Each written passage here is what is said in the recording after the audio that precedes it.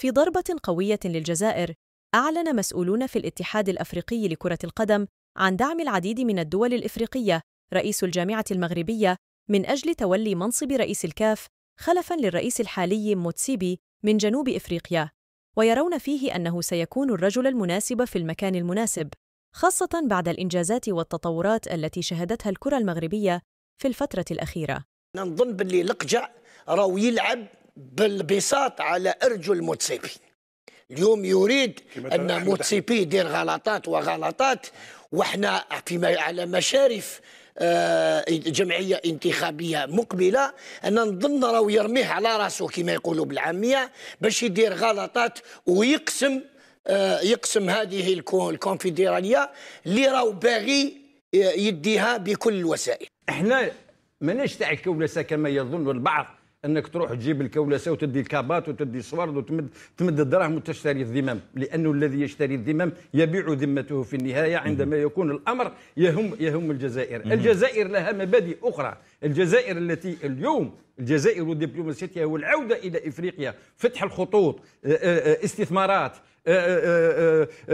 دعوه لكل الافارقه من اجل استرجاع سياده القرار، ورانا عارفين واش راه صاير في هذا الصوت الذي غاب، والذين يريدون للجزائر ان تنبطح وتولي هي تاع الكولسه وتولي تمد لي زونفلوب وتروح تبوس اليودي وتحضر في مسمو، هذا لا يليق، وهذا الثوب لا يليق بنا ولا يليق بالجزائر. صوت الجزائر الحر، صوت الجزائر اللي انا على بالي بالشعوب الافريقيه، وانظر ماذا يحدث في مالي، في بوركينا فاسو، في النيجر، في تشاد، كل الشعوب تريد أن تسترجع قرارتها، سيادة قرارتها، كل الشعوب حتى في الكرة ماهوش باغيين أنه على بالك شكون اللي يحكم في لاكاف aujourd'hui، حتى في لاكاف لا سوفرينتي دو لاكاف ما عندهاش. et nous voulons que cette Afrique récupère sa souveraineté وتعاود ترجع سيادتها وترجع سيادة للشعوب. جميل. وهذا هو الصوت اللي لازم تدافع عليه الجزائر. جميل. ومن غير هذا الصوت والله ما يكون لنا بغدادي. اليوم عندما تتكلم بالقنوات العربية الكثير منها مأجورة على كل حال. اليوم الأمر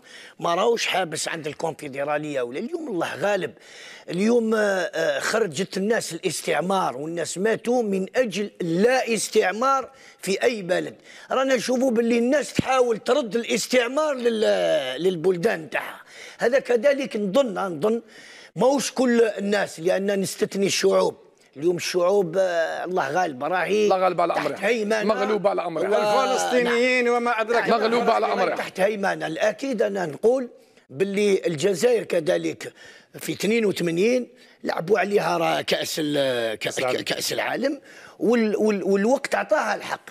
تغيرت القوانين وتغيرت القوانين. احنا اليوم كذلك هذا كذلك مبدا من مبادئ الجزائر باش تبقى هذه اللعبة اللي تتابعها الملايين والملايين. شيخ مراد، محلولة الأبواب. ناس كاع اليوم تعرف الجزائر وتعرف أي بلد كان باسم الكرة هي اللي عرفتها البلدان. أنا الأكيد. نعم شيخ مراد، واسمه سي جمال المسعودان تكلم على نقطة مهمة وقال لك أنه هذه هي بداية النهاية تاع فوزي لقجع بإذن الله.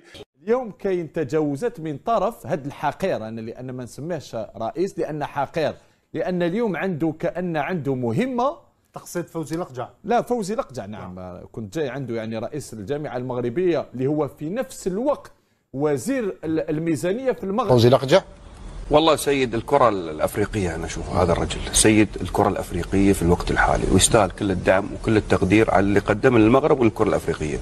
وهو سبب رئيسي في نجاح كرة المغرب. اليوم طبعا الحديث كل الأحاديث عن ملك الكاريزما، تربية الملوك الذي وضع بعض الإعلاميين في مقتل، هو فوزي اللقجع ابن البرتغالي البركاني، ما زال يسيطر اسمه في سماء المغرب.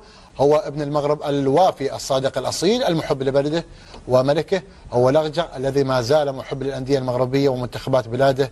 طبعا كل التوفيق لا في قادم الأيام. إذا تولى فوزي لقجع رئاسة الكاف، فإن الدول الإفريقية خاصة تلك التي تفتقر إلى البنية الرياضية ستكون المستفيد الأكبر أكبر. يعرف فوزي لقجع بحكمته ورؤيته المستقبلية، مما يجعله القائد المثالي الذي يمكنه دفع كرة القدم الإفريقية نحو آفاق جديدة من التطور والازدهار. تتوالى موجات الدعم من الاتحادات الإفريقية لفوزي لقجع، حيث أجمعت العديد من الاتحادات على أن فوزي لقجع هو الشخص الأنسب لقيادة الكاف. بفضل سجله الحافل بالإنجازات وخبرته الكبيرة، من المتوقع أن ينقل فوزي لقجع القارة السمراء إلى مستوى آخر من الاحترافية والتطوير الرياضي. الاجتماع اليوم اولا تي في الاطار نتاع مجموعه الاجتماعات اللي شرعنا فيها منذ ان زف صاحب الجلاله نصره الله الخبر السار للشعب المغربي بتنظيم المغرب لكأس العالم لسنة 2030. وهذا الاجتماع اللي ضم كل الفرقاء المتدخلين في كل الجوانب المرتبطة بدفتر التحملات. وضعنا اليوم يعني وضعنا تقييم لكل ما تم العمل عليه وما سيتم إنجازه إن شاء الله في أسرع الأوقات، علما بأنه التقديم المشترك للملف المشترك سيكون قبل نهاية يوليوز، وإن شاء الله التصويت اللي غيكون قبل نهاية السنة في داخل الفيفا. مشاريع أعتقد بأنها في كل المجالات بتعليمات الملكية السامية انطلقت، والمغرب سيكون في الموعد.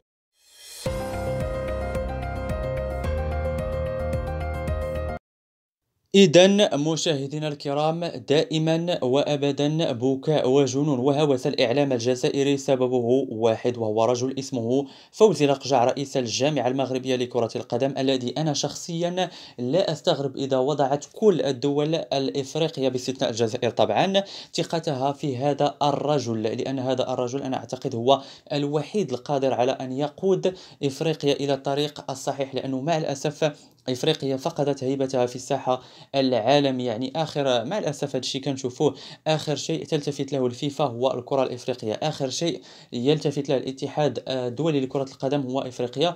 والدليل طبعا هو الفوضى والمهازل والكوارث التي رأيناها يعني في آخر المسابقات التي يعني تنظم في إفريقيا. وآخر مثال هو نهائي كأس الكونفدرالية الإفريقية، نهضة بركان ضد الزمالك المصري، كارثة بكل المقاييس من الناحية التنظيمية، من الناحية التحكيمية، ومن الناحية الإخراج أيضا. يعني يجب أن تكون هناك عقوبات، ويجب هناك أن يكون يعني لازم يكون رجل لكي يضع حد لكل هذه التجاوزات، لكل هذه المهازل ما بغينا نشوفها في القارة الأفريقية. وأنا أعتقد أنه يعني رجل مثل فوزي لقجع هو الوحيد القادر على أن يقود إفريقيا ويستعيد هيبتها في الساحة العالمية ويضعها في الطريق الصحيح، لأنه مع الأسف الكرة الإفريقية خسرت الكثير في هذه الأعوام. لذلك ومع اقتراب الانتخابات يعني التشريعية للكاف، فربما قد تكون المفاجأة وسيترشح فوزي لقجع ويفوز بهذا المنصب المستحق،